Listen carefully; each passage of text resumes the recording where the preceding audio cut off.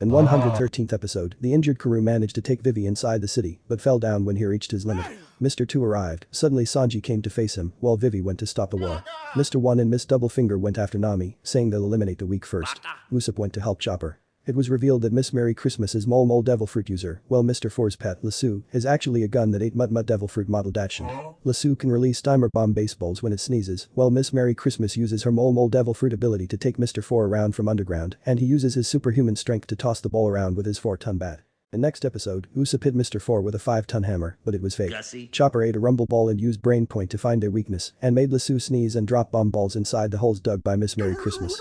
They could still move, so Usopp started running away, but got angry when Miss Merry Christmas told him that Mr. Zero has killed Luffy. In next episode, Miss Merry Christmas took Usopp near Mr. 4 with high speed, and he hit him with his 4-ton bat which broke his nose. He still stood up, so they were going to do that again, but Chopper used a rumble ball form, horn point, to fight them. Usopp made smokescreen while Chopper lifted Miss Merry Christmas up, and Mr. 4 accidentally hit her with a bat. Usopp then used Chopper's horns as slingshot and threw a hammer at Mr. 4, and he hit Lasso, which made him make another bomb ball, which exploded and finally made them unable to move. Usopp and Chopper won. Sanji and Mr. 2 were at almost same level of kick fighting, but Mr. 2 figured out that Sanji couldn't fight him when he was turning into Nami. Vivi reached the castle and ordered Chaka as a princess of Arabasta to destroy the castle. That was to put everyone's attention there so she could tell them the truth behind their setup war. Chaka accepted the order. In next episode, the soldiers started setting explosives to blow up the castle. Mr. 1 uses the Dice Devil Fruit, which lets him make blades all over his body. It was revealed that when Zoro was invited by former Mr. 7 in past to join Baroque Works, he declined the offer as he wanted to become the boss of that organization. It was revealed that Mr. 2 can't fight properly in copy form, so turns back to his original form when he's about to attack. Sanji and Mr. 2 then fought more and in the end, hit each other for last time. Mr. 2 fell down while Sanji was still standing. He shook Mr. 2's hand as he fought well. Sanji won. Soldiers were about to blow up the castle, suddenly Crocodile and Miss All Sunday arrived with Cobra. Crocodile said that castle will soon be his and told Vivi that he has killed Luffy. In next episode, it was revealed that Nami got a weapon from Usopp on demand. Now, Miss Doublefinger used her Spike Devil Fruit ability to make spikes out of her body to fight Nami. Nami used the rearranging method told by Usopp to summon clouds, rains and wind, but it summoned Goofy before he only. The 3-bit useful abilities were making warm, cool, and thunder bubble. Nami used her brain and by combining hot and cold bubbles, she made air pressure and mirage. Crocodile and Miss All Sunday crucified Cobra with a wall and before killing him, asked him where's Pluton, the thing which was the actual reason Crocodile started the war in Arabasta. The next episode, it was revealed that Pluton is an ancient weapon that can wipe out islands in an instant. Only those who become the king or queen of Arabasta are told about it by the previous ruler. Crocodile revealed that he wants to make Arabasta an island for pirates, well he'll rule it and get those pirates under him. He needs Pluton so if anyone, even world government interferes, he could destroy them in just mere seconds. It was also revealed that Crocodile has set a cannon bomb somewhere in the center of the city, and according to his calculations, Rebel and Royal Army will gather there while fighting at 4:30, so they all will get blown up. Crocodile also asked Cobra where a thing called Poneglyph is, so Cobra said that he'll show him that himself. Sanji, Usopp, Chopper and Lashes regrouped and started going inside the city. Nami formed clouds with cold and hot bubbles and used electric bubble to hit Miss Doublefinger with thunder. She got stabbed with a spike in her foot but used the weapon to twist her like tornado to finally defeat her. Nami won. Zoro tried slicing Mr. 1 but failed as he's made of steel. Zoro was glad as when he'll defeat him, he'll become strong enough to even cut steel. The next episode, Zoro tried so many moves but failed. He remembered that Shimotsuki once told him that one swordsman can't cut anything with a sword, but other swordsmen can even cut steel with the same sword. It's not about sword or materials used on it, but how good the swordsman is. Zoro threw a whole building at him and continued fighting him with different moves, but Mr. 1 sliced him and a big pillar fell on him. Mr. 1 was leaving, but Zoro stood up again. He could hear and feel the rhythm of everything and dodge the stones using a little gap in them. He could feel leaves and could slice his swords perfectly to pass them through boulders. Mr. 1 attacked him, but Zoro turned racist. He heard the rhythm and passed his sword through the gaps of particles of his steel body and finally defeated him. Zoro won and understood how he can become more stronger. The next episode, Chaka used his dog Devil Fruit model Jackal and attacked Crocodile, but he easily defeated him. Suddenly Koza arrived and couldn't believe what he was seeing. He came to know that war was planned and a bomb will blow in 25 minutes. Chaka distracted Crocodile while Vivi ordered Royal Army to raise white flags to surrender. Rebels arrived and stopped after seeing them and Koza raising white flags. Suddenly, a Baroque Works member disguised as Royal Guard shot Koza from behind. The next episode, Crocodile formed Sandstorm, while Baroque Works members from both sides started shooting at other side which continued the war. Crocodile threw Vivi from a roof, but Pell and Luffy finally arrived and saved her. Usopp, Chopper, Sanji and Lashes, and Zoro and Nami came there too. Luffy went to the roof and was able to touch Crocodile, even though he was made of sand. He did that by wetting himself with a water barrel on his back, and with wet body, he can touch sand without getting it separated. The next episode, Vivi's group went to get rid of the cannon bomb. Crocodile mocked Luffy as he was using a water barrel to fight, so he drank all the water and became Water Luffy. He made Crocodile wet when needed and attacked him. Miss All Sunday started taking Cobra to where the poneglyph thing is. Crocodile used the move, ground death, and started drying everything up by turning them into sand. Miss All Sunday was on the way, suddenly Toshigi arrived with Marines, and one of them revealed that Miss All Sunday's real name is Nico Robin, and she got a bounty of 79 million berries when she was only 8 years old. Marines left to find the bomb too, while Toshigi stayed behind, but Nico Robin easily defeated her. Luffy tried hitting Crocodile with water, but he dodged and sucked all water out of Luffy, and won the fight.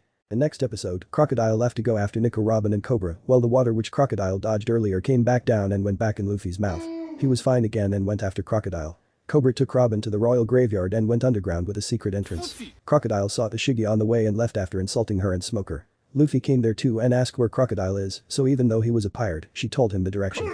Cobra brought Robin to the poneglyph, which was a giant cube with ancient language written on it. Robin is one of the few who can read ancient language, that's why Crocodile let her work for him. Crocodile reached there and Robin revealed that only Arabasta's history is written on it, an ancient weapon, Pluton, isn't written anywhere. Crocodile was now done with Robin, as he only kept her as she could read ancient language, and he wanted her to find Pluton. He stabbed her with his weapon, suddenly Cobra pressed a trigger that would destroy that basement. Though Crocodile wasn't worried as he's made of sand. Vivi figured out where the bomb would be, and everyone started going there. The next episode, Vivi revealed that Koza once found an empty space behind the clock in Clock Tower, so the bomb must be there. Luffy reached the basement too and hit Crocodile, as the liquid he was using was his own blood. Crocodile removed the cover and showed the poison weapon on his hand. Toshigi ordered Marines to help Strawhats, as Marines follow the path of justice. Pell came near Clock Tower, but someone shot him from inside. Sanji and Zoro were in Clock Tower while others were gathered under it. Suddenly the clock opened and Mr. 7 and Miss Father's Day got ready to trigger the bomb. The next episode, Crocodile hit Luffy with his weapon and he was getting poisoned. 15 seconds left until 4:30. Nami hit Usopp's bowls to make him Chopper and Vivi fly up it. Saji sent Chopper and Vivi up to Zoro, and Zoro sent them towards the clock. Mr. 7 and Miss Father's Day noticed them and shot Zoro with their goofy eye gun. Chopper threw Vivi to the clock, and she hit Mr. 7 and Miss Father's Day down and cut the rope connected with the cannon, but realized that it was actually a timer bomb. Suddenly, the guardian of Arabasta, Pell, arrived and took the bomb to the sky. After going really far, the bomb exploded in the sky, and the city got saved. The next episode, Royal and Rebel Army continued fighting, so Vivi started shouting to make them stop, but they couldn't hear her. Luffy broke Crocodile's weapon and continued beating him up. Crocodile made more weapons with sand, but Luffy broke them and hit him with Storm. Then he kept using Gatling, punches after punches after punches, until the whole ground between basement and outside broke, and he sent Crocodile flying. He was in midair, and everyone could see that he got defeated. The enemy of Arabasta was defeated, but people kept fighting blindly. Suddenly, Koza caught a drop of water falling from sky. It started raining, and everyone stopped fighting as their cause of war was no rain. With that silence, people could now hear Vivi stopping them from fighting. Crocodile fell on the ground and couldn't do anything as he was wet. Luffy won, and Arabasta is now saved.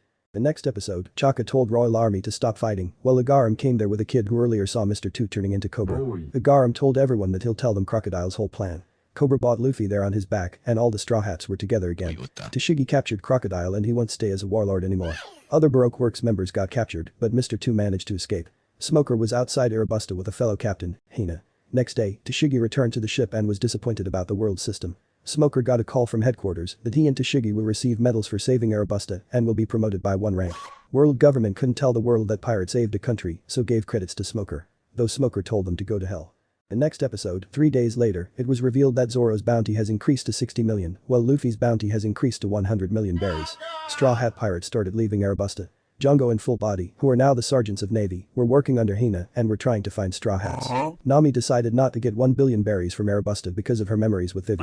It was revealed that Mr. 2, whose real name is Bone Clay, bought Going Merry near Alubarna, so Straw Hats can set sail from there instead of going so far. They also gave Vivi 12 hours to decide whether she wants to become their crewmate or stay as Arabasta's princess. Straw Hats reached Going Merry and Bone Clay revealed that Navy have surrounded Arabasta, and if he hadn't bought Going Merry there, Navy must have taken it away. He and his crew decided to team up with Straw Hats to escape the island safely. Hina came to know about their location and went after them. The next episode, it was revealed that Vivi will give speech at City Square. Straw Hat and Bone Clay pirates were fighting 8 Navy ships. Usopp destroyed Django's and Fullbody's ships with just 1 cannon. Hina was coming, so Bone Clay told Straw Hats to leave fast, but they said that they want to meet a friend so they can't rush. Vivi was ready but told Cobra and Agaram that she has something to say. Bone Clay's ship, Swanda Express, and Going Merry split up, and Navi went after Swanda Express after seeing Straw Hat pirates in it. Though they were Bone Clay pirates disguised as Straw Hats, while the real Straw Hat pirates escaped. Bone Clay pirates then attacked the Navy to buy time for Straw Hat pirates, as Bone Clay is their friend. Vivi's speech started, and she told everyone about her journey when she was gone, while Straw Hat pirates arrived at the decided location. The Vivi standing at Alubarna was Agaram, while the real Vivi was with Straw Hats. She used the mic to tell Straw Hats that she has decided to stay there as Arabasta's princess. Navy noticed them, so instead of replying with words, Straw Hat pirates showed her the X mark they put earlier, showing they're still friends. The next episode, Hina used her Cage Devil Fruit ability to lock an escaping Bone Clay Pirates member. People return to Yuba as now it rains there too, and Vivi ordered to treat Lashes with care. Straw Hat Pirates were missing Vivi. Suddenly Nico Robin came out of the room and asked Luffy to make her his crewmate. It was revealed that she gave Luffy a medicine to stop Crocodile's weapons poison and had lied to Crocodile about the Poneglyph she earlier read.